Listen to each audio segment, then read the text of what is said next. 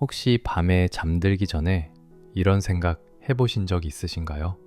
내가 지금 가진 돈으로 정말 괜찮을까? 혹시 자식들한테 짐이 되는 건 아닐까? 이런 걱정들이 머릿속을 맴도실 때가 있으실 겁니다. 평생 가족을 위해 열심히 사셨는데 이제 와서도 여전히 돈 걱정을 하고 계신다면 오늘 제가 들려드릴 이야기를 꼭 끝까지 들어보시길 바랍니다. 제가 오늘 말씀드리고 싶은 건 단순한 재테크 방법이 아닙니다.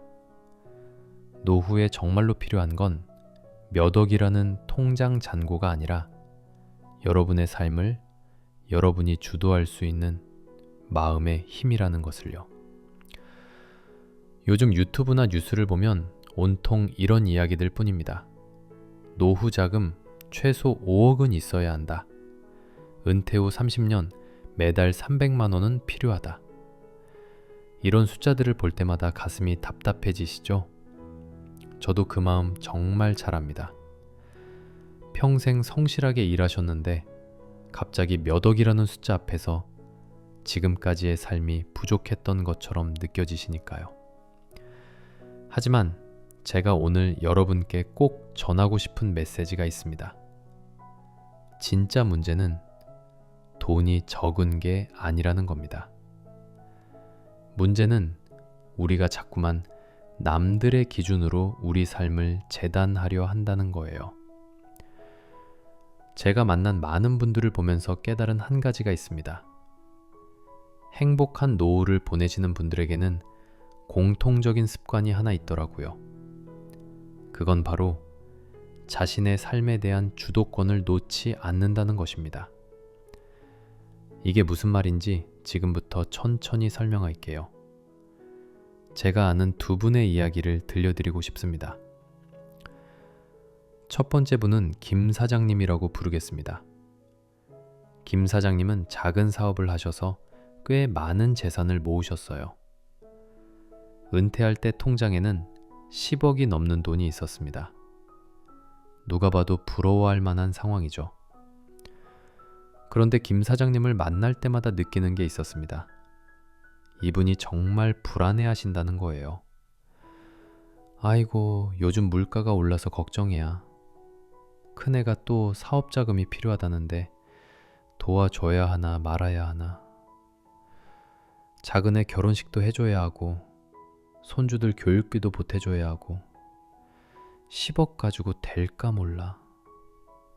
김 사장님은 늘 이런 말씀을 하셨습니다. 자녀들이 뭔가 필요하다고 하면 거절을 못 하시는 거예요. 내가 아버지 노릇을 제대로 못하면 어떡하나. 이런 마음 때문에 계속 돈을 주시는데 정작 본인은 아끼고 또 아끼며 사셨습니다. 좋은 음식점에 가자고 해도 아이고 비싸서 어떡해 하시고 여행 한번 가는 것도 망설이셨죠. 10억이 있어도 마음은 늘 불안하셨던 겁니다. 자녀들도 점점 아버지께 의존하게 되면서 김 사장님의 부담은 더 커졌습니다. 애들이 나를 ATM으로만 생각하는 것 같아. 어느 날 이런 말씀을 하시더라고요. 그 말씀을 들으니 정말 가슴이 아팠습니다. 두 번째 분은 박 선생님이라고 부르겠습니다. 박 선생님은 평범한 회사원으로 은퇴하셨어요. 퇴직금과 연금 합쳐서 한 3억 정도 되는 자산을 가지고 계셨습니다. 김 사장님에 비하면 3분의 1도 안 되는 돈이죠. 그런데 이분을 만날 때마다 느끼는 건 정말 여유롭고 평안해 보이신다는 거였습니다. 요즘은 아침에 산책하고 동네 도서관에서 책도 읽고 일주일에 한 번은 아내와 맛집 탐방도 해요. 큰 돈은 없지만 우리 부부가 쓰기엔 충분해요. 애들도 각자 자기 살 길 잘 가고 있고. 박 선생님이 특별히 다른 점이 뭐였을까요? 처음엔 잘 몰랐습니다. 그런데 시간이 지나면서 알게 됐어요. 박 선생님은 자녀들과의 경계를 분명히 하셨더라고요. 애들 결혼할 때 조금씩 도와줬지만 그 이후로는 각자 독립적으로 살아요. 명절이나 생일 때 용돈 조금씩 주는 것 외에는 경제적으로 완전히 분리했어요. 처음엔 자녀들이 서운해했대요. 옆집 누구네는 집도 사주고 차도 사주던데 하면서요. 그때 박 선생님이 이렇게 말씀하셨다고 합니다. 너희가 스스로 일궈나가는 삶이 진짜 너희 것이다. 부모 돈에 기대면 평생 독립할 수 없다.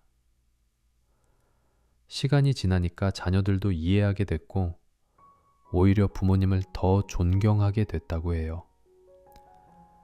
우리 애들이 이제는 자기들 힘으로 잘 살아가는 걸 보니까 정말 뿌듯해요. 박 선생님의 표정에는 진짜 만족감이 가득했습니다. 같은 노후인데 왜 이렇게 다를까요?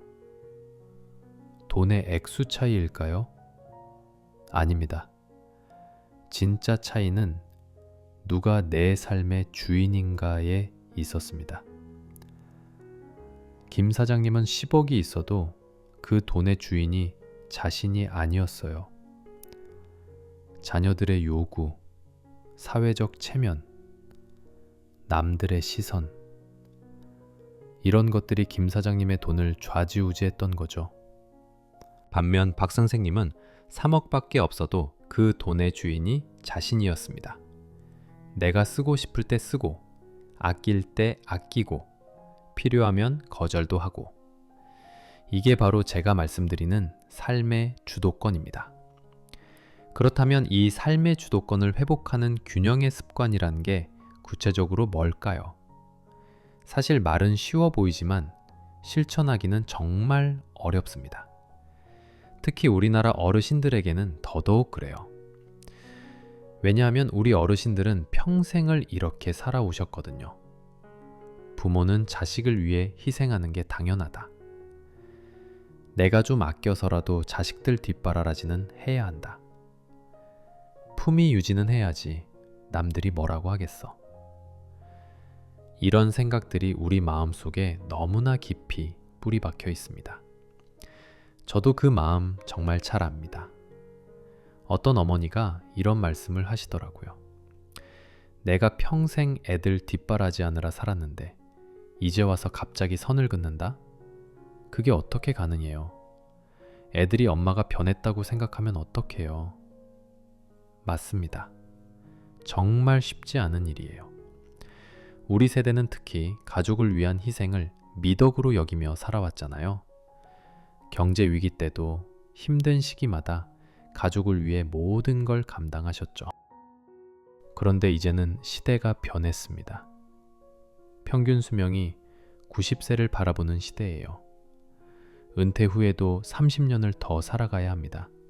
만약 지금처럼 계속 자녀들의 요구를 다 들어주고 체면 유지하느라 돈을 쓰고 남들과 비교하며 불안해한다면 어떻게 될까요? 30년을 불안과 걱정 속에서 보내게 됩니다. 그게 정말 우리가 원하는 노후일까요? 더 안타까운 건 이렇게 희생한다고 해서 자녀들이 정말 행복해지는 것도 아니라는 거예요. 부모에게 계속 의존하는 자녀는 진짜 어른이 되기 어렵습니다.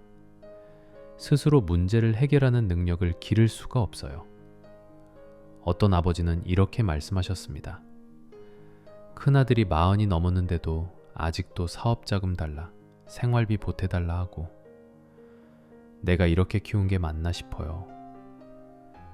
부모의 과도한 지원이 오히려 자녀의 자립을 방해한 거죠. 그럼에도 불구하고 우리는 왜 거절을 못할까요? 첫 번째는 죄책감 때문입니다. 내가 부모 노릇을 제대로 못하는 건 아닐까? 애들이 나를 나쁜 부모로 생각하면 어쩌지? 이런 마음이 우리를 올가맵니다. 두 번째는 체면 때문이에요. 남들은 다 해주는데 나만 안 해주면 쪽팔리지. 친척들이 뭐라고 하겠어. 한국 사회의 체면 문화가 우리를 더 힘들게 만듭니다. 세 번째는 습관의 관성입니다. 평생을 그렇게 살아왔으니까 이제 와서 바꾸기가 너무 어려운 거예요. 나는 원래 이렇게 사는 사람인데. 하지만 여러분, 생각해 보세요. 우리에게 남은 시간이 그리 많지 않습니다. 이제는 정말로 우리 자신을 위해 살아야 할 때가 아닐까요? 그렇다고 갑자기 자녀들과 관계를 끊으라는 게 아닙니다. 무작정 인색하게 살라는 것도 아니에요. 제가 말씀드리는 건 균형입니다. 나를 위한 삶과 가족을 위한 삶의 균형. 주는 것과 거절하는 것의 균형. 쓰는 것과 아끼는 것의 균형. 이 균형을 찾아가는 게 바로 삶의 주도권을 회복하는 습관입니다. 그리고 이 습관은 크게 세 가지 요소로 이루어져 있습니다. 첫째, 소비의 균형. 둘째, 삶의 간소화. 셋째, 지속적인 연결. 지금부터 이 세 가지를 하나씩 자세히 설명드릴게요. 첫 번째, 소비의 균형. 마음챙김 소비. 많은 어르신들이 이런 말씀을 하십니다. 나이 들어서 뭘 쓰겠어. 그냥 아끼는 게 최고지. 그런데 정말 그럴까요? 우리가 돈을 아끼는 이유가 뭔가요? 결국 필요할 때 쓰려고 아끼는 거잖아요. 그런데 평생 아끼기만 하다가 정작 쓸 시간도 없이 떠나시는 분들을 많이 봤습니다. 아버지가 평생 아끼시다가 결국 본인을 위해서는 거의 쓰지 못하고 가셨어요. 이런 이야기를 들을 때마다 정말 안타까웠습니다. 그래서 제가 제안드리는 게 기쁨 예산이라는 개념입니다. 매달 일정 금액을 정해놓고 그 돈만큼은 꼭 나를 위해 쓰는 거예요. 죄책감 없이, 망설임 없이. 한 달에 30만 원은 무조건 나를 위해 쓴다. 이렇게 정해놓는 겁니다. 그 돈으로 뭘 하든 상관없어요. 맛있는 거 먹어도 되고, 좋아하는 옷을 사도 되고, 취미 생활을 해도 됩니다. 중요한 건 나를 위해 쓴다는 거예요. 처음엔 어색하실 겁니다. 아이고, 이 돈이면 손주 용돈을 줄 수 있는데, 이런 생각이 들겠죠. 하지만 이것도 연습이 필요합니다. 나를 위해 돈을 쓰는 연습. 이게 익숙해지면 놀라운 변화가 일어납니다. 자존감이 높아져요. 나도 가치 있는 사람이구나. 내 인생도 소중하구나. 이런 마음이 생기기 시작합니다. 어떤 할머니는 이렇게 말씀하셨어요. 처음으로 나를 위해 좋은 화장품을 샀어요. 그런데 거울 보는 게 즐거워지더라고요. 남편도 예뻐졌다고 하고, 작은 변화지만 삶의 질이 완전히 달라진 거죠. 또 중요한 건 이렇게 나를 위해 쓰는 돈과 가족을 위해 쓰는 돈을 명확히 구분하는 겁니다. 이번 달 기쁨 예산 30만 원은 다 썼으니까 이제 다른 지출은 신중하게 생각해야지. 이런 식으로 스스로 기준을 만드는 거예요. 그러면 자녀가 갑자기 돈을 요구했을 때도 더 객관적으로 판단할 수 있습니다. 이번 달 예산에는 없는 지출이네. 정말 급한 건지 아니면 다음 달로 미룰 수 있는 건지 생각해 봐야겠다. 두 번째, 삶의 간소화. 현명하게 비우고 거절하기. 이 부분이 사실 가장 어렵습니다. 특히 거절하기. 우리 세대에게는 정말 힘든 일이에요. 그래서 제가 구체적인 방법을 알려드리려고 합니다. 먼저 고정 지출부터 점검해 보세요. 보험료, 각종 멤버십, 구독료, 이런 것들 중에 정말 필요한 게 얼마나 될까요? 보험을 7개나 들고 있었어요. 보장 내용도 겹치고. 정리하니까 한 달에 50만 원이 절약되더라고요. 이렇게 불필요한 고정비를 줄이는 것만으로도 여유가 생깁니다. 그 다음은 물건 정리입니다. 집에 있는 물건들을 한번 둘러보세요. 1년 이상 안 쓴 물건이 얼마나 많은가요? 언젠가 쓸 것 같아서 모아둔 것들이 집을 가득 채우고 있지 않나요? 이런 것들을 정리하면 공간도 넓어지고 마음도 가벼워집니다. 물건을 정리하는 것처럼 인간관계도 정리가 필요합니다. 에너지를 빼앗기는 관계, 부담스러운 모임, 이런 것들을 조금씩 정리해 나가는 거예요. 의무감으로 나가던 모임을 그만뒀더니 시간도 돈도 절약되고 무엇보다 스트레스가 사라졌어요. 이제 가장 중요한 거절하는 방법에 대해 말씀드릴게요. 자녀나 지인이 경제적 도움을 요청할 때 어떻게 거절할 수 있을까요? 제가 효과적인 방법 몇 가지를 알려드릴게요. 첫 번째 방법은 시간을 갖는 겁니다. 즉답하지 마세요. 생각해 볼게. 며칠 후에 답을 줄게. 이렇게 시간을 버는 겁니다. 그 시간 동안 정말 필요한 지출인지 내가 감당할 수 있는지 차분히 생각해 보세요. 두 번째는 부분적으로만 돕는 방법입니다.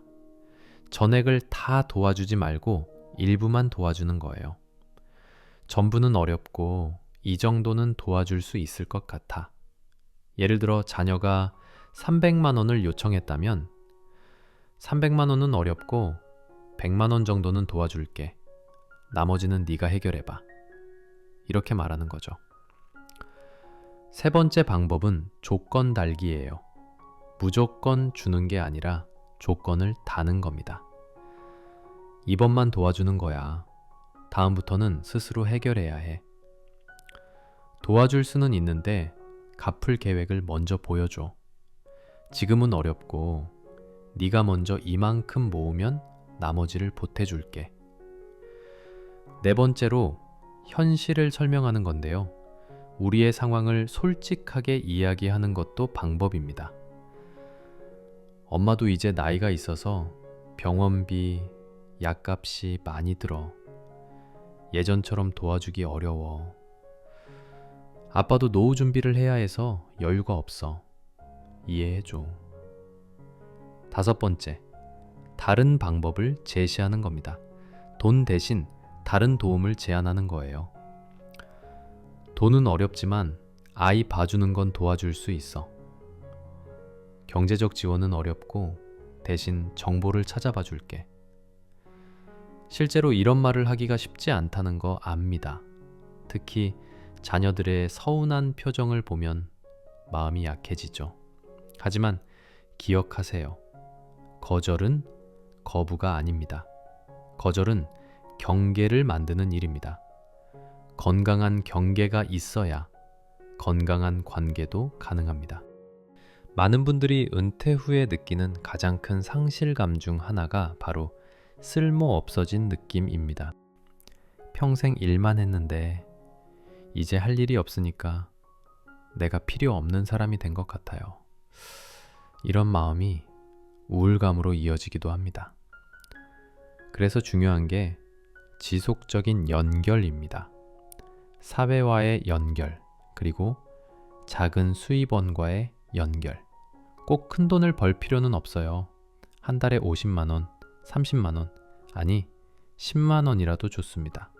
중요한 건 내가 아직도 가치를 창출할 수 있다는 느낌입니다. 어떤 일들이 가능할까요? 경험을 살린 일들이 많습니다. 예를 들어 은퇴한 교사분이 동네 아이들 숙제 봐주기, 요리 잘하시는 분이 반찬 만들어 판매하기, 손재주 있으신 분이 수선 일하기, 텃밭 가꾸시는 분이 농산물 판매하기. 이런 일들의 특징이 뭔지 아세요? 큰 자본이 필요 없고 내 페이스대로 할 수 있다는 거예요. 일주일에 3일만 오전에 일해요. 돈은 얼마 안 되지만 규칙적인 생활도 되고 보람도 있어요. 이렇게 말씀하시는 분들이 많습니다. 또 요즘은 온라인으로도 많은 기회가 있어요. 손글씨 잘 쓰시는 분이 캘리그라피로 수익 창출하기, 인생 경험을 블로그나 유튜브로 공유하기, 전문 지식을 온라인 강의로 만들기. 처음엔 컴퓨터가 어려웠는데 배우니까 할만해요. 제 경험을 듣고 싶어 하는 사람들이 있다는 게 신기해요. 이런 활동들이 주는 게 단순히 돈만이 아닙니다. 자존감이 회복됩니다. 나도 아직 쓸모 있는 사람이구나. 내 경험이 누군가에게 도움이 되는구나. 이런 마음이 들면서 삶에 활력이 생깁니다. 그리고 중요한 또 하나. 이렇게 작은 수입이라도 있으면 자녀들에게 손 벌리지 않아도 됩니다. 경제적 독립성을 유지할 수 있어요.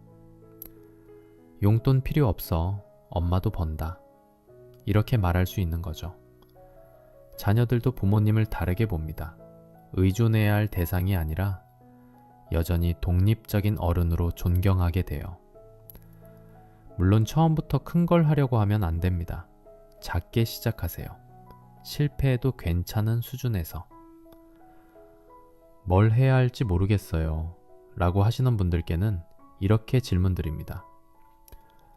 평생 하신 일 중에서 가장 자신 있는 게 뭔가요? 사람들이 자주 부탁하는 게 뭔가요? 취미로 하시는 것 중에 남들보다 잘하는 게 뭔가요? 이런 질문에 답하다 보면 실마리가 보입니다. 어떤 할아버지는 평생 목수일을 하셨는데 은퇴 후에 동네 분들 가구 수리를 해주면서 용돈을 버신대요.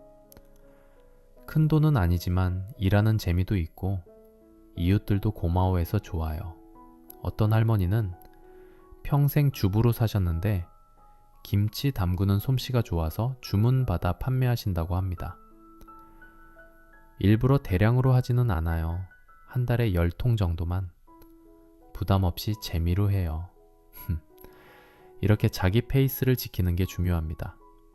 돈을 많이 벌려고 하다가 스트레스 받으면 의미가 없어요.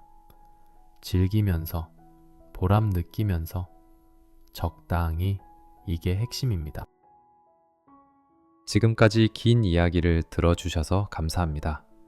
오늘 제가 드린 말씀의 핵심을 다시 한번 정리해 드릴게요.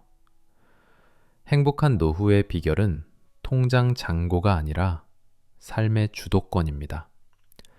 아무리 돈이 많아도 그 돈의 주인이 내가 아니면 불안할 수밖에 없어요. 반대로 돈이 적어도 내가 주인이면 평안할 수 있습니다. 그 주도권을 찾는 3가지 방법. 첫째, 소비의 균형. 나를 위한 기쁨 예산을 만들고 죄책감 없이 쓰는 연습을 하세요. 둘째, 삶의 간소화. 불필요한 것들을 정리하고 현명하게 거절하는 법을 배우세요. 셋째, 지속적인 연결. 작은 일이라도 계속하면서 사회와 연결되고 자존감을 유지하세요. 이 3가지가 쉽지 않다는 거 압니다. 특히 우리 세대에게는 더욱 어려운 일이죠. 하지만 생각해 보세요. 여러분은 정말 많은 걸 이루셨습니다. 전쟁 후에 폐허에서 이 나라를 일으켜 세우셨어요. IMF의 위기도 극복하셨습니다. 자녀들을 훌륭하게 키우셨고 가정을 지키셨습니다. 이제는 정말로 여러분 자신을 위해 살 자격이 있습니다. 아니, 의무가 있다고 말씀드리고 싶어요. 남은 인생을 불안과 걱정으로 채우지 마세요. 여유와 평안으로 채우세요. 자녀들을 사랑하는 마음은 그대로 간직하되 건강한 경계는 만드세요. 그것이 여러분에게도 자녀들에게도 좋은 일입니다. 나이 들어서 뭘 바꾸겠어 라고 생각하실 수도 있습니다. 하지만 변화는 나이와 상관없습니다. 작은 것부터 시작하면 됩니다. 오늘부터 한 가지만 실천해 보세요. 나를 위한 작은 지출 하나. 필요 없는 물건 하나 정리하기, 부담스러운 요청에 생각해 볼게 라고 말하기. 이런 작은 실천들이 모여서 큰 변화를 만듭니다. 여러분의 인생은 아직 끝나지 않았습니다. 오히려 이제부터가 진짜 여러분의 인생을 살 수 있는 시간입니다. 의무와 책임에서 벗어나 진정한 자유를 누릴 수 있는 시간. 그 시간을 어떻게 보낼지는 여러분의 선택입니다. 남의 기준이 아닌 여러분만의 기준으로. 남의 시선이 아닌 여러분의 마음이 이끄는 대로. 그렇게 사시면 됩니다. 여러분은 그럴 자격이 충분합니다. 평생 열심히 살아오신 여러분, 이제는 정말로 여러분이 주인공인 삶을 사세요. 그것이 제가 오늘 간절히 전하고 싶은 메시지입니다. 오늘 제가 드린 이야기가 조금이라도 도움이 되셨다면 구독과 좋아요 부탁드립니다. 그리고 댓글로 여러분의 경험을 나눠주세요. 특히 자녀나 주변 사람들의 요청을 거절해 본 경험이 있으시다면 어떻게 하셨는지 공유해 주시면 다른 분들께도 큰 도움이 될 것 같습니다. 또 실천하기 어려운 부분이 있다면 그것도 솔직하게 나눠주세요. 우리 함께 지혜를 모아보면 좋겠습니다. 오늘 하루도 여러분이 주인공인 하루 되시길 바랍니다. 감사합니다.